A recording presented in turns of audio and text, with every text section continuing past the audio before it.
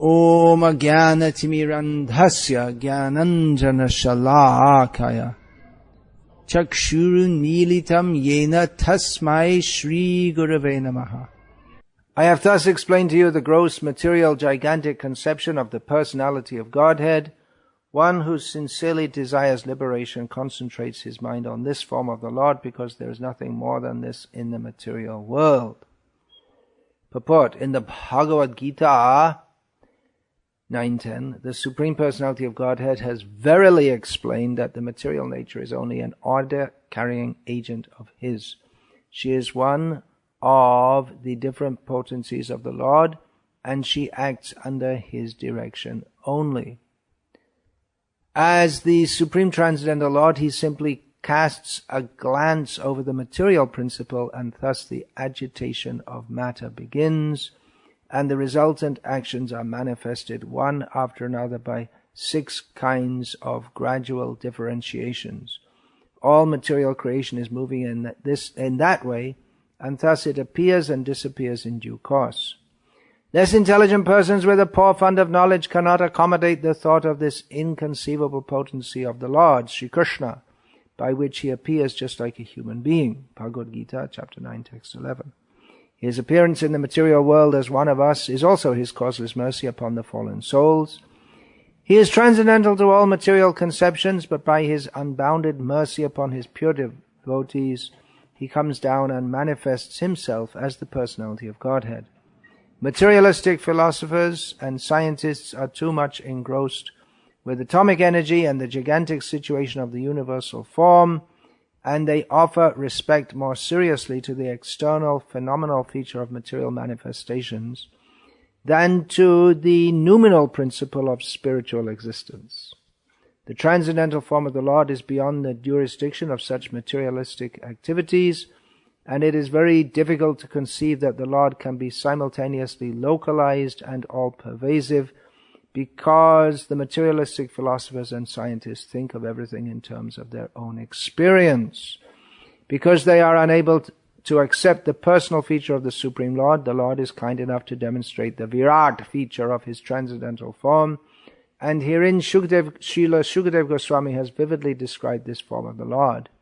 He concludes that there is nothing beyond this gigantic feature of the Lord. None of the materialistic thoughtful men can go beyond this conception of the gigantic form. The minds of the materialistic men are flickering and constantly changing from one aspect to another. Therefore one is advised to think of the Lord by thinking of any part of His gigantic body, and by one's intelligence only one can think of Him in any manifestation of the material world, the forest, the hill, the ocean, the man, the animal, the demigod, the bird, the beast, or anything else. Each and every form of the material manifestation entails a part of the body of the gigantic form, and thus the flickering mind can be fixed in the Lord only and nothing else. This process of concentrating on the different bodily parts of the Lord will gradually diminish the demoniac challenge of godlessness and bring about gradual development of devotional service to the Lord. Everything being a part and parcel of the complete whole, the neophyte student will gradually realize the hymns of the Ishopanishad, which state that the Supreme Lord is everywhere, and thus he will learn the art of not committing any offense to the body of the Lord. This sense of God-mindedness will diminish one's pride in challenging the existence of God.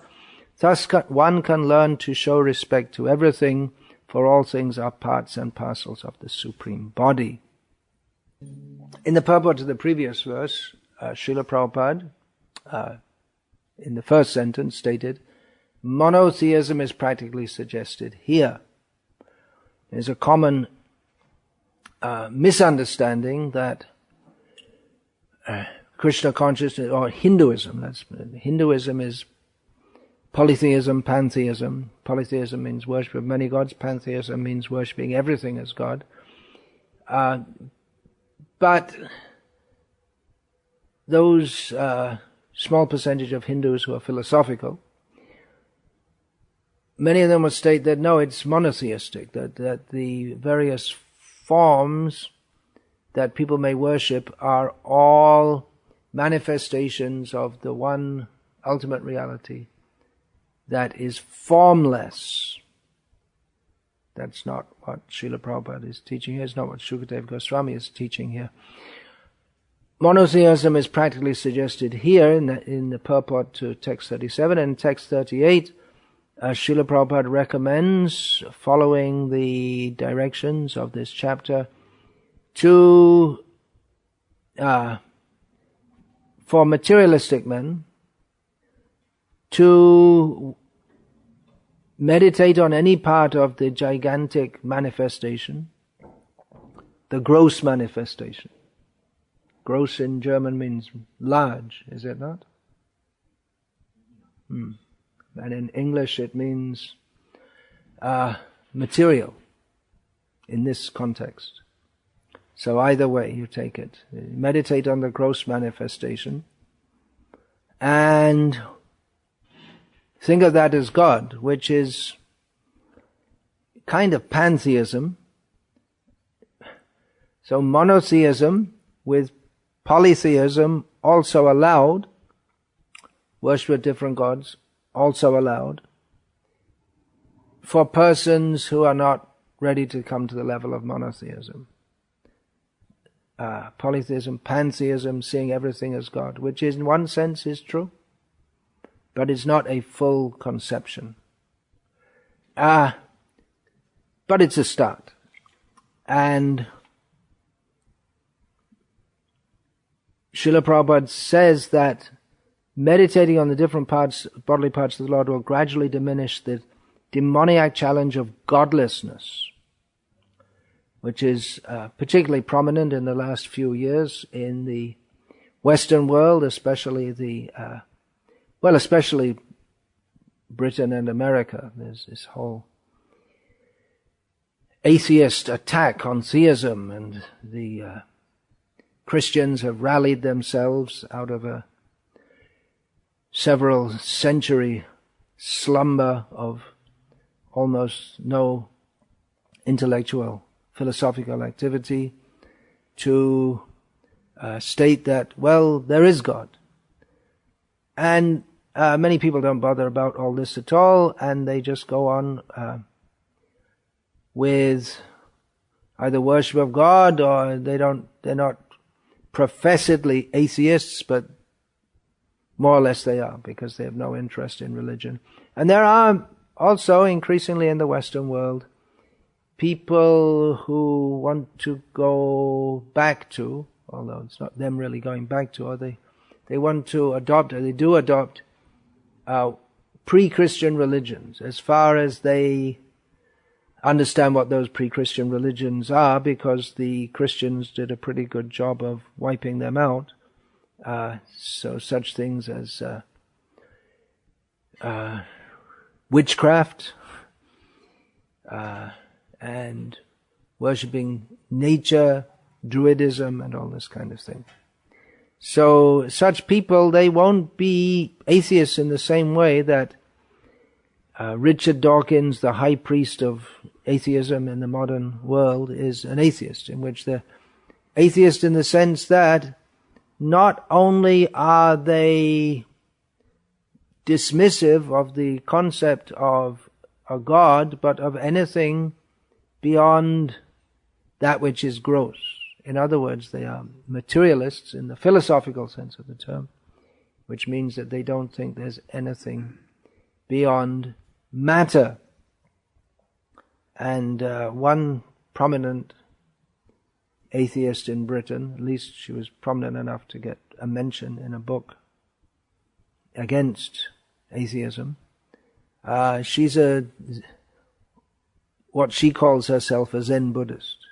So they can be atheists and Buddhists at the same time. But the real staunch, hardcore Dawkins followers, they don't accept Buddhism, anything. Nothing even slightly smelling of metaphysics is allowed in their system. So they say that there's nothing more than matter. Asatyam apratishtam te. It's already described in Bhagavad-gita millions of years ago. It's nothing new. Asatyam apratishtam te jagadahuranishwaram aparaspara sambhutam kimanyat kama haitukam. The demons say, demons, atheists, same thing. The demons say that there's no ultimate truth, there's no basis to the universe, there's no God. Everything comes into being simply... Actually, if we see the purport to this verse, we see that Srila Prabhupada addresses various prominent atheistic theories, and this particular aparaspara sambhutam kimanyat kama hetukam, everything has come into being simply by lust. That this addresses the atheistic Sankhya philosophy of thinking that there's Prakriti and Purush, and they come together and everything is formed as such without any particular God. And in the modern age, Srila Prabhupada speaks here in this purport about materialistic philosophers and scientists are too much engrossed with atomic energy and the gigantic situation of the universal form. So that means from the microcosm to the macrocosm, as far as they can envisage the macrocosm, because after all, we're on one tiny little planet somewhere, and what is the macrocosm is far greater than we can observe, even with the best of telescopes. So mundane scientists are very interested in the atom, or what is at the smallest level, and with the massive universe. In other words, they're just interested in matter. From science deals with matter, what they call science in the modern age, from the smallest level to the largest level. And they think that, well, if you understand this, you understand everything, because that's all there is. There's nothing else. There's only matter. We can only see matter. There's nothing else. So if our Krishna conscious movement if it becomes prominent, which certainly Chaitanya Mahaprabhu wanted it to, Bhaktivinoda Thakur wanted it to, Bhaktisiddhanta Saraswati Thakur, Srila Prabhupada, they all worked very hard to make this Krishna conscious movement prominent, then we can expect many challenges, because this is a philosophical movement, still, as much as we have, at least, if we have classes once a day in the temple, then at least we can lay some claim to be a philosophical movement. And we have books of philosophy which challenge every philosophy in the world, both present, past, and future. Both, I went to 3. By establishing Krishna tu Bhagavan Swayam, Ishvara Parama Krishna. Krishna is the Supreme Personality of Godhead. By establishing that on a philosophical basis. So we can expect that will be challenged in future, beginning from the very epistemology of why do we accept the Vedas. So we can expect many philosophical challenges in future, and actually if we take up the philosophical challenge now, then we can become prominent. If we don't, then we don't become prominent. As Srila Prabhupada explained about Krishna, that Krishna became prominent not by dancing with the gopis and stealing butter, but he became prominent and well known in the world by fighting with demons. So in our Krishna conscious movement, Srila Prabhupada also explained that we can become prominent by fighting with the demons. The atheists are demons. They may be very suave, gentlemanly in their behavior, talking about the good of the world and all this, but actually they're demons because they reject that there is any God. So that is the definition of a demon. Dvau bhutao sarge lokesmin daiva asura evacha Vishnu bhakta smrito daiva asuryas tad viparyayaha. In this world there are two kinds of being. One is called godly and the other is called ungodly or asura, or in the English word that Srila Prabhupada chose generally to describe asura. They are demons. So those who are godly, they are the worshippers of Vishnu, and those who are ungodly, demoniac, they are just the opposite. So we can take up the philosophical challenge, and that will also help to establish this movement. Although establishing this movement is not in and of itself our aim, just like some people try to establish a communist party or a Christian religion or something like this. It's not that we're just in the business of organizational expansion in competition with anyone else, but we want to establish Krishna consciousness for the welfare of human society, and that is possible by removing ignorance.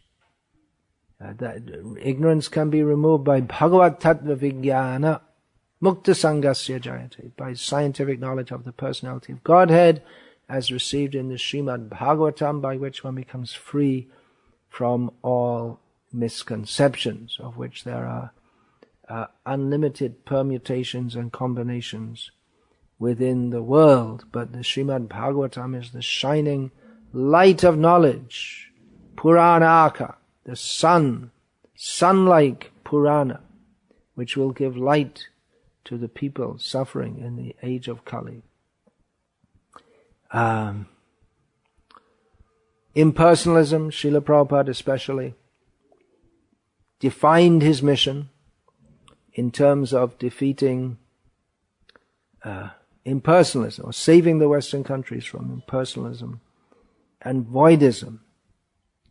Not particularly this gross atheism, but it comes to the same thing also. Just like this Dawkins, he has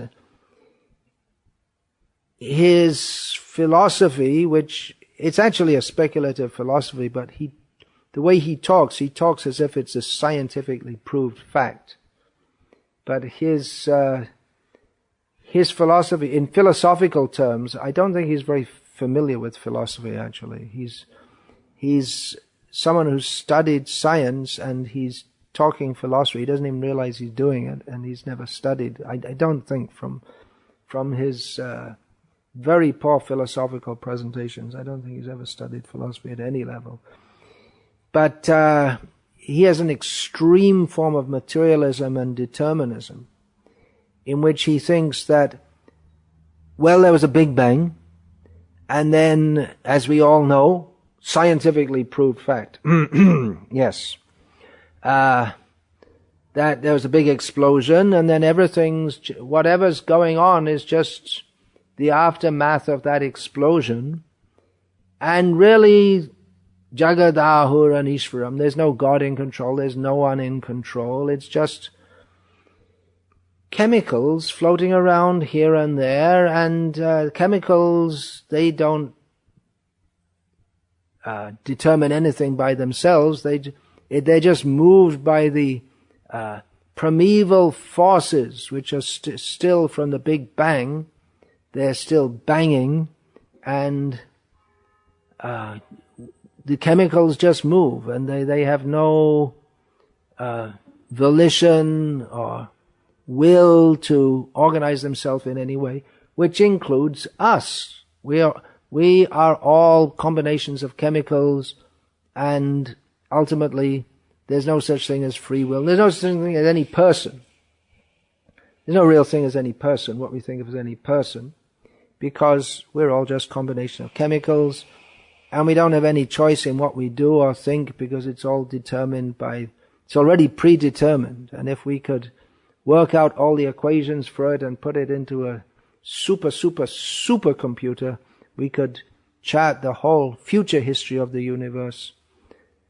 Well, maybe not with chaos theory and all these kinds of things. And many things you can't determine. Maybe, anyway, it's an extreme determinant. Everything is determined. but not by any person, but just by impersonal forces. Of course, he doesn't live like that. Impersonalists and atheists, they don't live their life like that. Just like an impersonalist may say, well, everything's all the same, or it's all one. And we say, okay, well, the money in your pocket, if it's in your pocket or my pocket, it's all the same because it's all one, so let's just transfer it to my pocket. Or, nothing is real, they say nothing. Brahma Satyam Jagan Mithya, this world is false. Okay, so give him a good hard slap in the face. And it's all false. Brahma is the only reality. They don't live like that. They get hungry and they eat, which means they're under the laws of nature. Laws of nature means that they are controlled. There's a controller. But they don't think like that. They don't think very deeply at all. So Dawkins, he also doesn't live like that or act like that. Well, we're just all chemical. If everything's just chemicals and everything's already determined, then why do you go around preaching atheism and trying to make people into atheists? What's the point? If all we are is just a group of chemicals that comes into being within eternity for a very short time and then dissolves, then so what? Then nothing has any meaning whatsoever. His response to that, the idea that Krishna, that religion gives meaning to life, he said, yeah, I've got meaning in my life. I went with my friends just before I wrote this. I went to the pub with my friends and we had a good meal and drunk some beer, and that's the meaning. Like John Lennon, Yoko and me, that's reality. Idiot. So,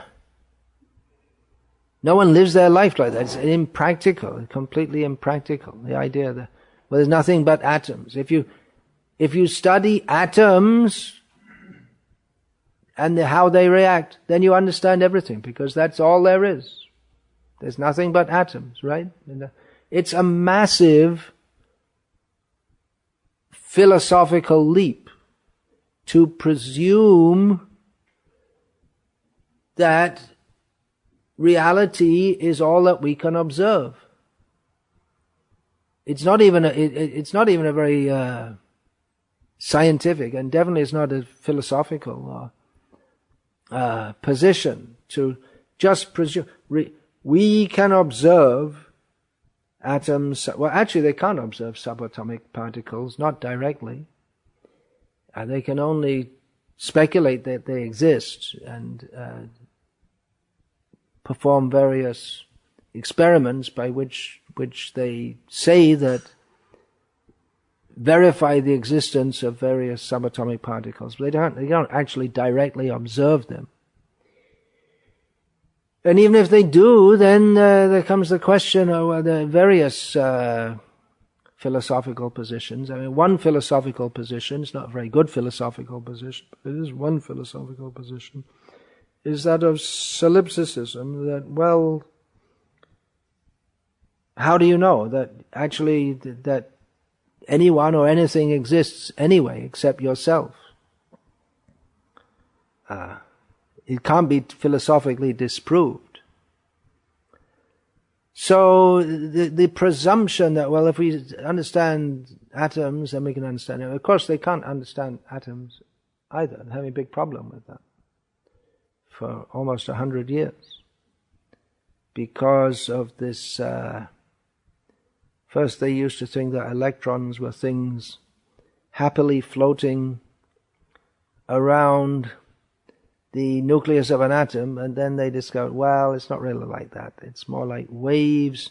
If you want, you can think of an electron as a particle, but it doesn't follow all the rules that we set up for, or that we observe for particles. So it's also a wave, and it's a wave particle, which is what does that mean? A wave particle? It's not either. It's a wave or a particle, but it's both, and then it becomes metaphysical. It becomes beyond that which we can imagine. So they don't really understand what it is, although they make a good job of trying to convince everyone that they do understand what it is. And they say, well, if you understand this, then you can understand everything. But it just presumes with absolutely no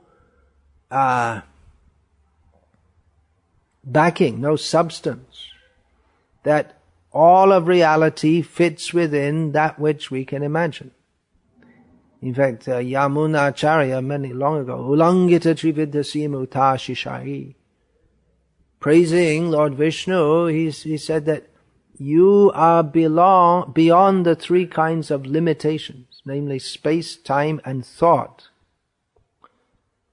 It's not that God has to be within what we can study. If you can't fit him in a test tube, and if you can't see him in your telescope, then can't exist. Why? Because, it's not scientific. Then science becomes God, and then scientist becomes God. So there's so many questions. Why then, if we're just chemicals, why has there been throughout history, as much as these ignorant people know it, they say history just goes back a few thousand years, has there been a search for truth among more intellectual kinds of people? What is this search for truth? If matter is all there is, then why a search for truth? The animals, they don't search for truth, they just search for food and sex. So why do humans search for truth? Why, over generations of people being impelled to think that there is something more than simply chemicals and their interactions? If that is all there is, then what prompts us to think that there's more than just getting born, growing up, living for some time, and having some kids, and then dying? Why? What is it that prompts us to think that there's something more? Why are we not content just to eat some food and have some sex and grunt a little bit?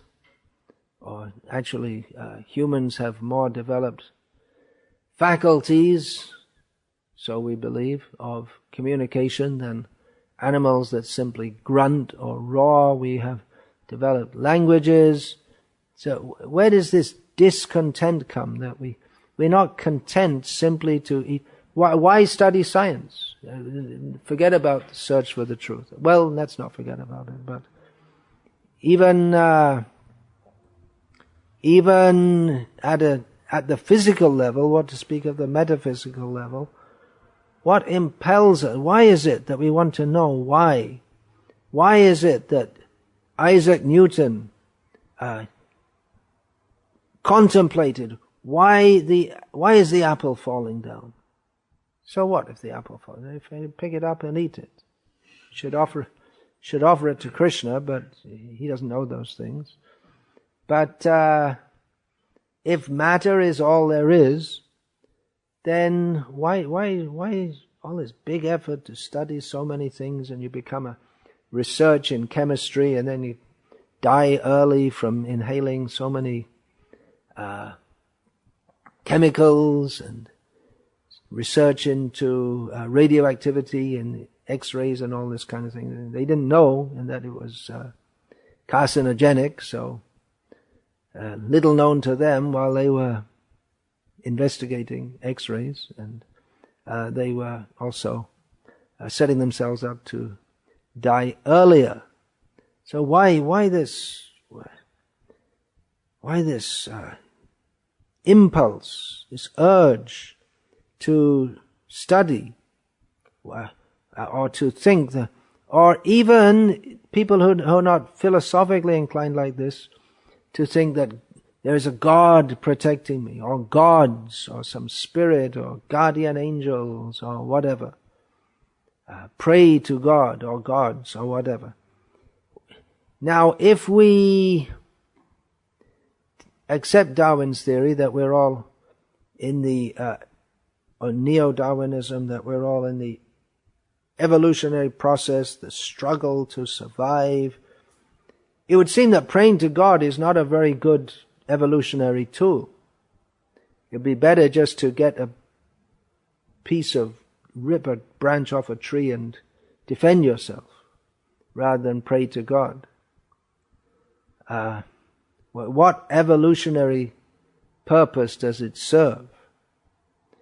Well, according to Dawkins, he's got a solution to that. That why do we find that in all cultures all over the world that have ever been studied since time immemorial, all humans have some kind of religious system, whether it's very primitive and actually this one reason I see that many of the atheists are disgusted with religion is because much of what goes on in the name of religion is actually primitive and barbaric, and several of the so-called great religions of the world, they were just tribal religions based on very low instincts, which somehow became popular. And then they got some Greek atheistic philosophers. They didn't have any philosophy, so they found out something from the ancient Greeks and joined it up and this and that. But basically it's not on a very high level at all. But anyway, Dawkins' explanation for this, brilliant explanation, it's all a delusion. That somewhere in the evolutionary code, in the genetic code, something went wrong, and many people are still carrying this gene, so far undiscovered, which makes them believe in God.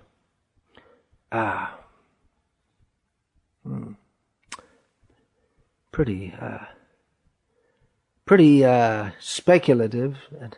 But if you're an Oxford accredited evolutionist and you speak it with enough conviction, then people who are mostly stupid, which doesn't help them evolutionarily or in any other way, they tend to believe it. Another kind of delusion, that's what he's doing. It's a delusion by saying, well, actually people believe in God because there's something wrong in the genetic coding, and it's just talking nonsense. He's making a delusion. Then the other thing, there are very serious problems with this totally materialistic view of reality, because even according to their own theories, for the world to be as we see it today, there are, I believe, 26 mathematical constants which have to be in place. They're just like the weak force and the strong force within atoms, the gravitational force, and then, what is that, Hubble's force, and so many forces, electromagnetic force. They all have to be exactly at the levels they're at, not more or less, and finely tuned. And we're talking about figures here of powers to the minus huge numbers. In other words, the possibility of any one of these forces coming into being exactly at that level is what, according to probability theory, would be called zero. Because when you have 0.00000000000000000000000000000000000000000000000000000000000000000000000000000000000000000000000 it's equivalent to zero. It's not going to happen. And when you have 26 such forces, then it becomes impossible raised to the power of 26. Which is ridiculous even to say such a thing. In more than one way it's ridiculous to say. But never mind. The scientists have an answer to this. It's called the anthropic principle, which means that, well, even though it seems impossible, it must have happened because we're here today to observe it, which is no explanation whatsoever. It's just like saying that I can say to you, well, actually, I am a duck. And someone can say, well, you don't look like a duck, or talk like a duck, or walk like a duck, or eat like a duck, or quack like a duck. Yeah, but I said I'm a duck, so I'm a duck. Science. So it's just on their assertion that there's no need for any other explanation because we've worked it all out. And we've even got a fancy name for it. It's called the anthropic principle. And there's no need to bring God in. We can explain everything by science, but it doesn't explain anything. When without a designer for the universe to be the way it is according to scientific theory impossible. But they just put a name, anthropic principle, and then they just throw out all good sense and present it as science, which is cheating, actually, to give a straightforward word on it. They say we can explain everything by science, no need of God. We explain you. Who are you? What are you? I say, well, I'm just chemicals. Then why how did it come about that you, bag of chemicals, are attracted to Mrs. Dawkins? Where's the attraction? It's not like iron is attracted to a magnet, or acid is attracted to alkali. It's not like that. It's much more complex. What is it that constitutes personality? They can't explain. They just say, well, it's all in the brain. And we haven't discovered it yet, but it's in the brain. Well, they used to say that the principle of life is in the atoms, and then they said it was in the cells, and then they found that wasn't true, and then they said it was in the enzymes, and they said, well, and then they found that wasn't true. And then they said, well, it's in other proteins, and then they did more research, and they found that wasn't true, and then they said it's in the DNA, and they found, oh, now we found the secret of life, DNA, and then they searched that, and well, it's not really, and now it's in the brain, but they haven't discovered it yet. And it's going on like that.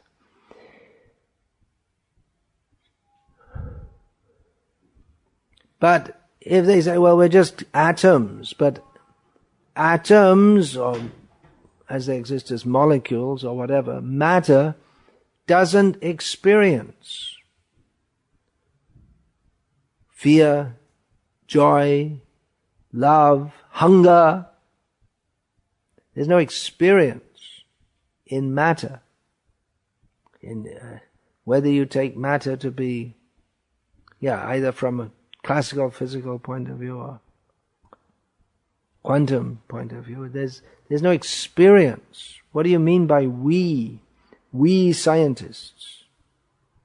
We scientists believe. How do atoms believe anything? We can have the hydrogen atoms going up against the oxygen atoms, and then we'll have disturbed water. But it's we can't even begin to think about it. It doesn't make any sense.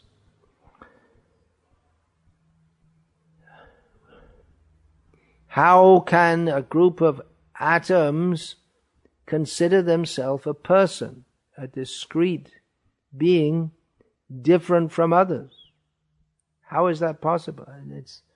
Atoms don't have that. There's no consciousness. Consciousness is the missing link. That book was made, Consciousness, the Missing Link.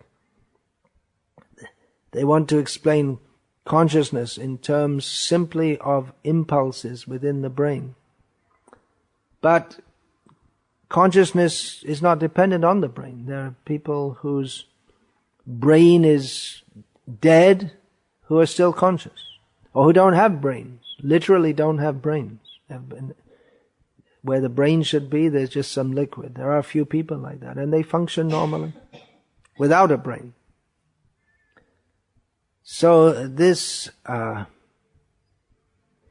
This is the stuff of philosophy which goes beyond simply matter. Materialistic philosophy is extremely limited. It's not that this is anything new, this total materialism. But it's a challenge that we should rise to. What else they say? Religion causes wars. Well, religion may cause wars, but the scientists, they really help the job along with all their different inventions for... If the scientists hadn't come along, then we could still have wars with bows and arrows. As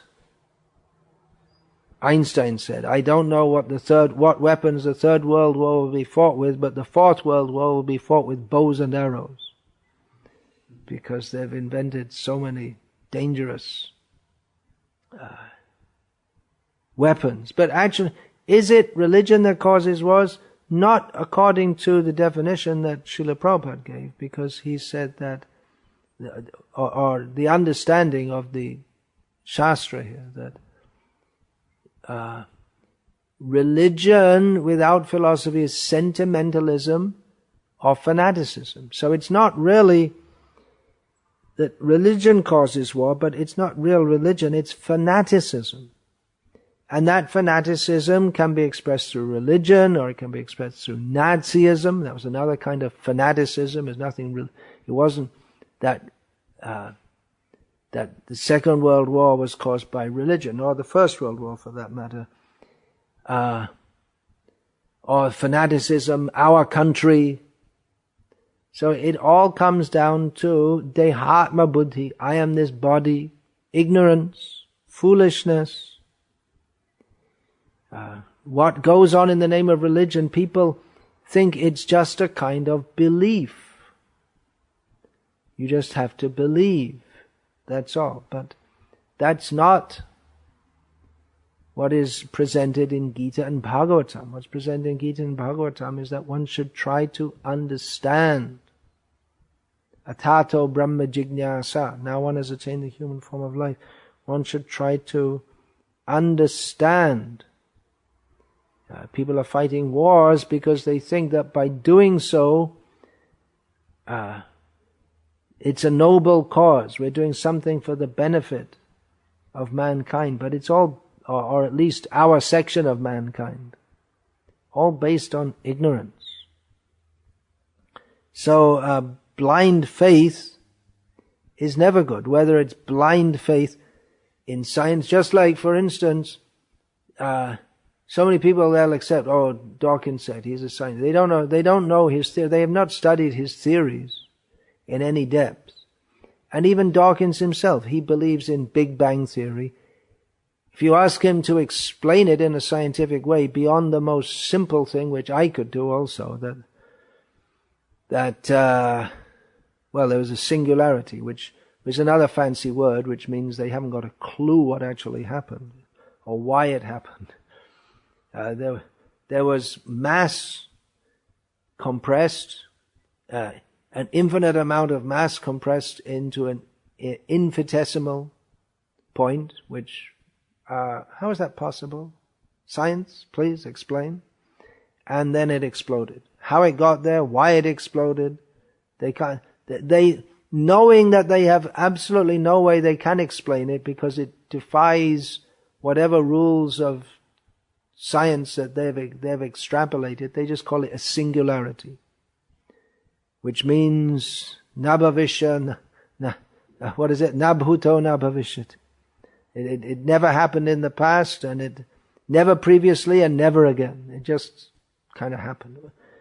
So he couldn't explain that, but he has intimate faith in it. Nor can he explain. There's so many things, because science is developed in so many ways, and one scientist doesn't know what another scientist is doing. They just accept what they say as being scientific. And in one field, the different people will argue with each other, and in other fields, they just accept whatever is called the orthodox understanding.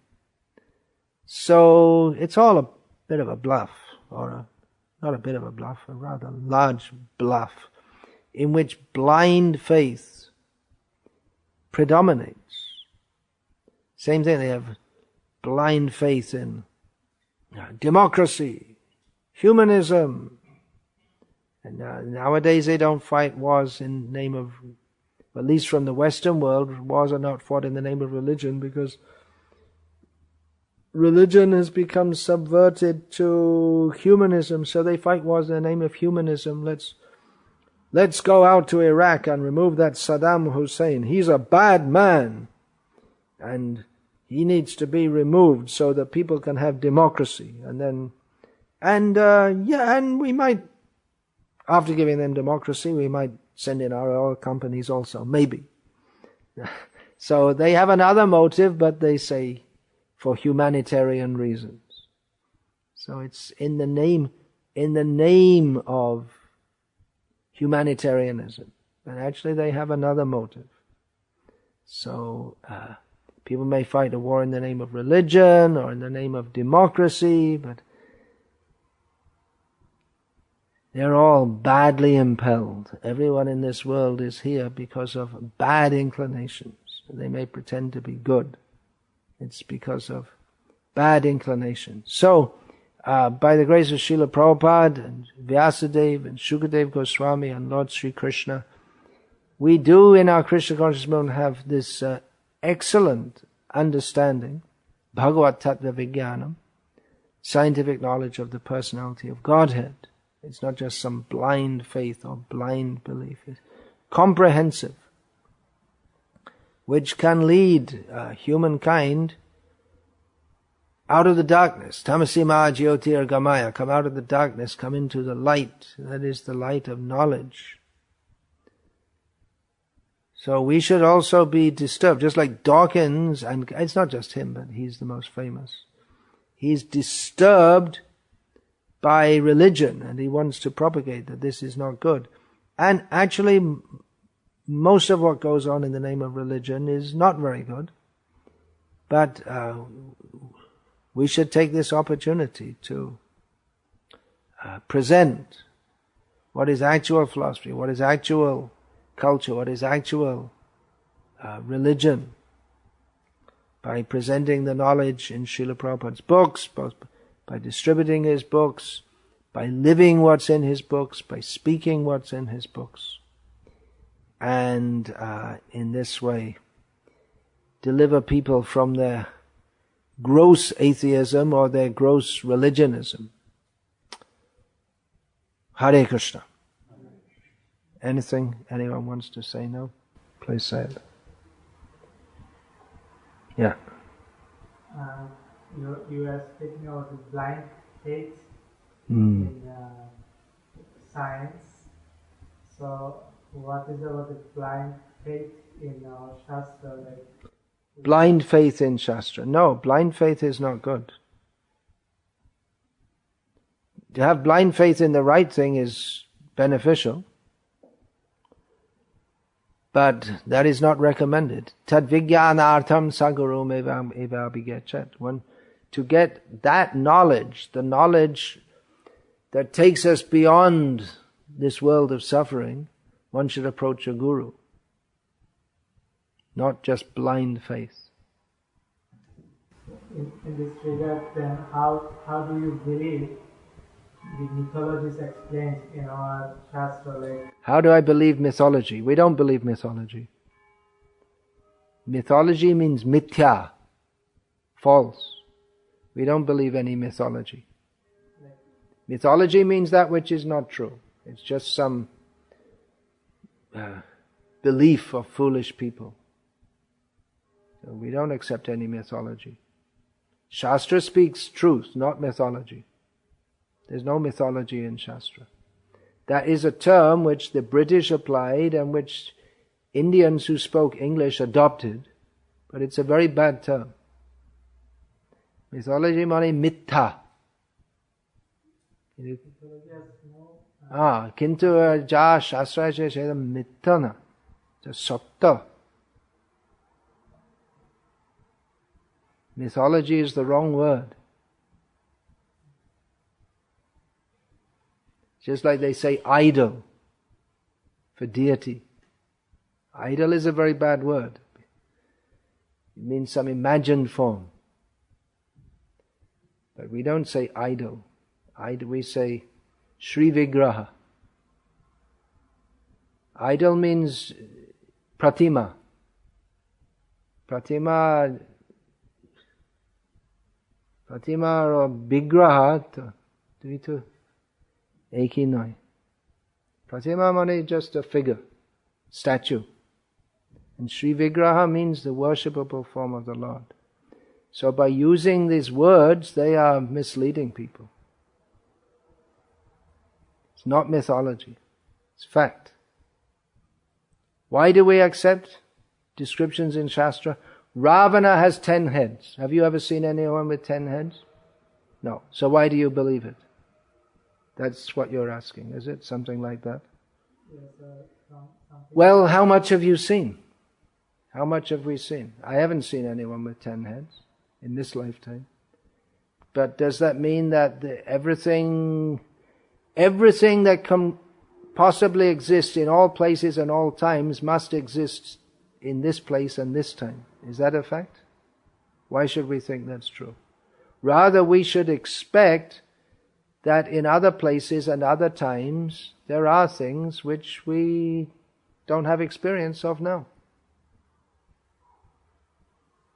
Science itself works on various assumptions. For instance, that the laws of science apply in all times, places and circumstances. But there's absolutely no way they can even begin to prove that. They just assume it. So they assume that what's within their experience must be all there is. But even within science, we find that many times someone comes up with a theory and everyone laughs at it, and then later on they accept it. It's a very common thing in science. Some scientist, he first of all proposed that, what is that, the electrons, they're moving like as if in a musical harmony, and everyone laughed. They said, that's not science. Now they accept it. They don't know. Their method of understanding is that they observe and they make some theory based on what they observe, applying their intelligence. And we take knowledge, Veda. Veda means knowledge. Who wrote the Vedas?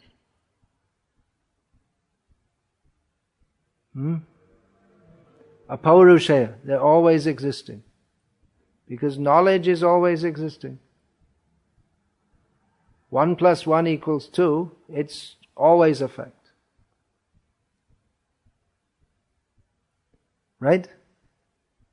It can change though. Just like if you bring a man and woman together, you can have 1 + 1 after some time equals 5.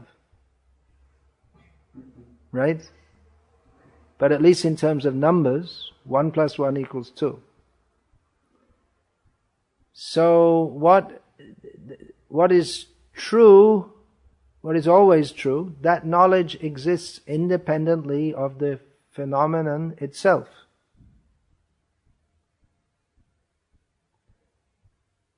I am sitting here.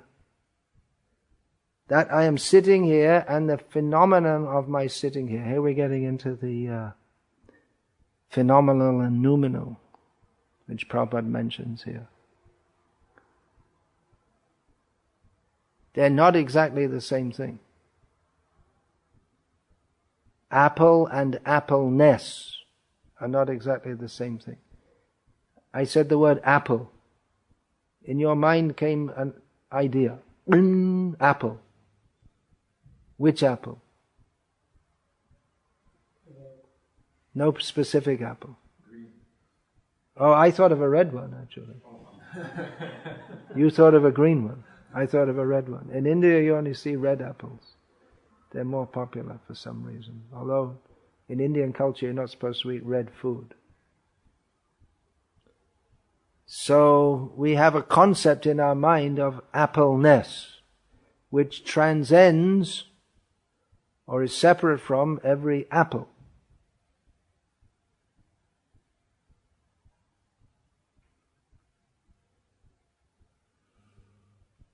So knowledge of an object and the object itself are they're not the same thing, but they're intimately linked.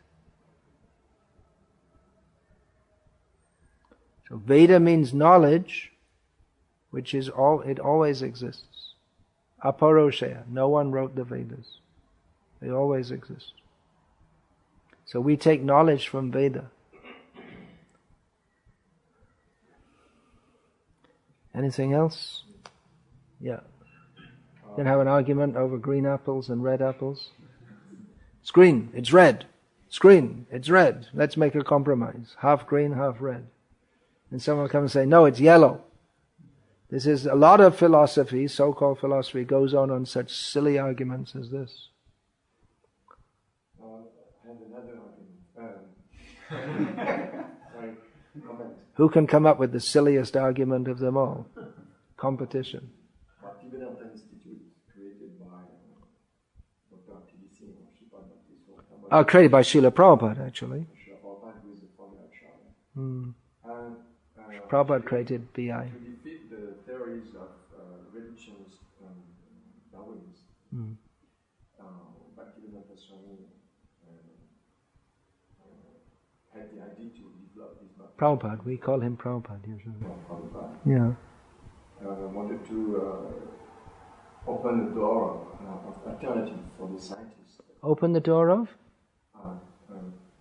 A dialogue between science and religion to actually expose to the scientists that God is not dead, but God is a person and is alive, and then to give them a chance to go beyond these theories of reductionism and Darwinism, and beyond the boundaries of reductionism and Darwinism. And Srila Prabhupada was inspiring Srila Swami to start this conference on life comes from life in Vrindavan. Yeah.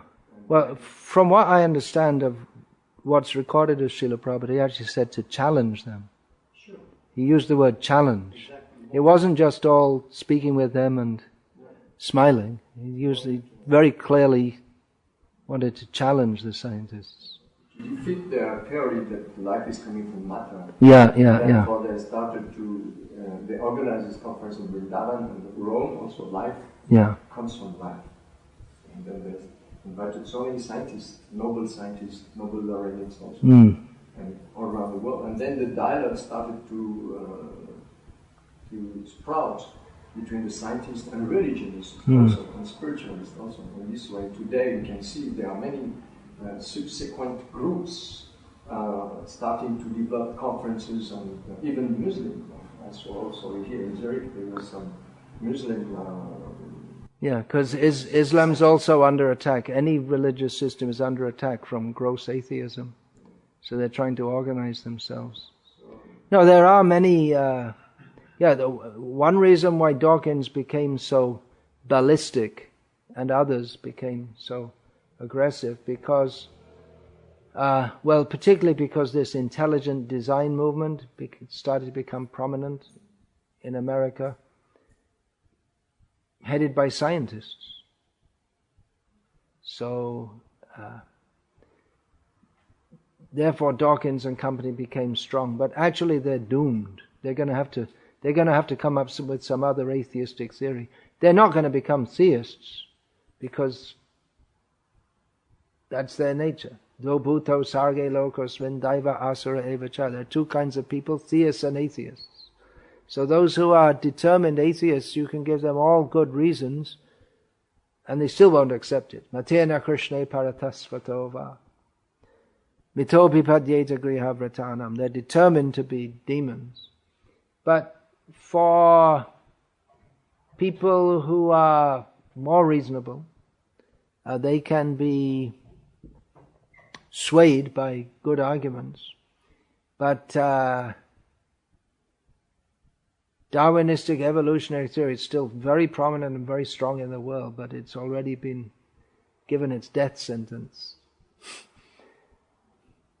by intelligent design theory. But one problem, major problem, is that people became atheists. All of Europe was extremely religious at one point. Switzerland included, of course. Calvin and company.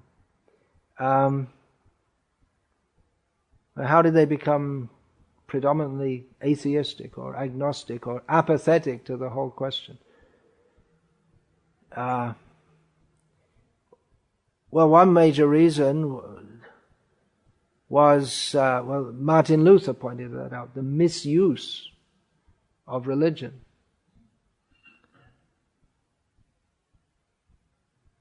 So he tried to reform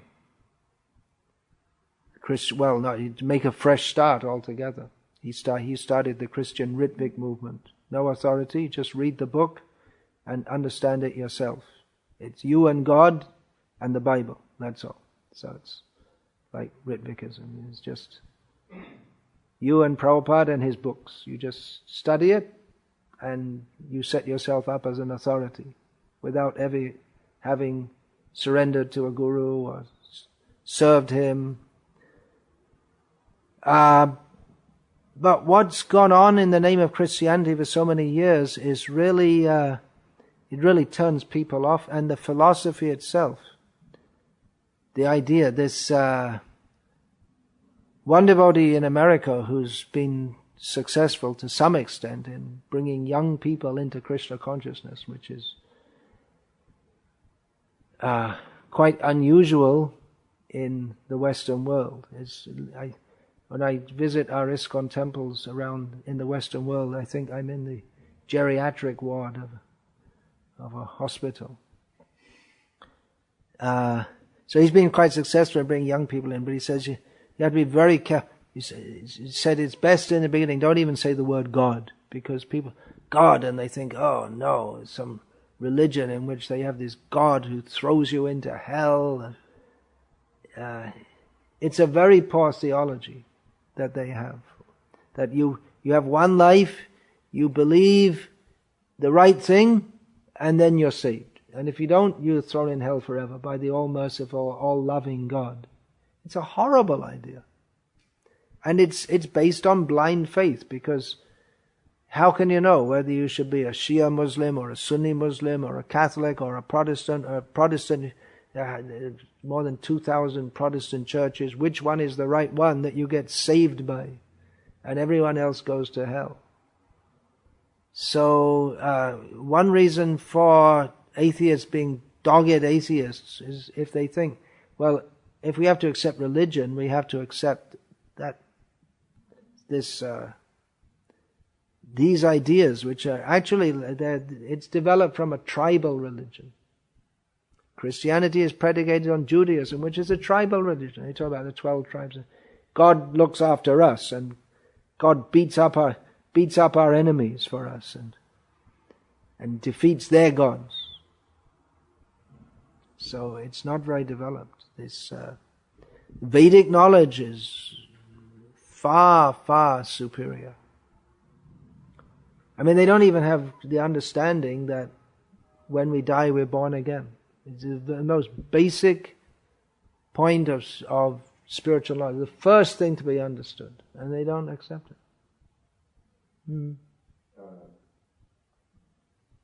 Chipa Damodar's writing on his webpage, there is tdc.org, his old box, shifting of the paradigm of Darwinism to spirituality. Spirituality, we should be a bit more clear. Prabhupada didn't use the word spirituality hardly. Spiritual knowledge would be more. If you say spirituality, then it brings in, Amma, Sai Baba, Buddhism. Let's be more focused. Spiritual knowledge. Bhagavat Tattva Vijnanam means spiritual knowledge. So actually, the conferences did it by. Great. We can see actually on those some trace Actually, today is going on in India and also in Switzerland, how some scientists accept to bring the concept of spirituality or soul. Yeah, but we have to be more clear. If you just say spirituality, it just leaves everything too vague. Let's have some real specific knowledge. Spirituality, it's nirvishesh, non-specific. Let's be more clear. A general concept of spirituality, that brings us to Mayavad. If it's just general, nirvishesh, without specific, then it comes to Mayavad. So we should come to clear knowledge. What is the nature of the soul?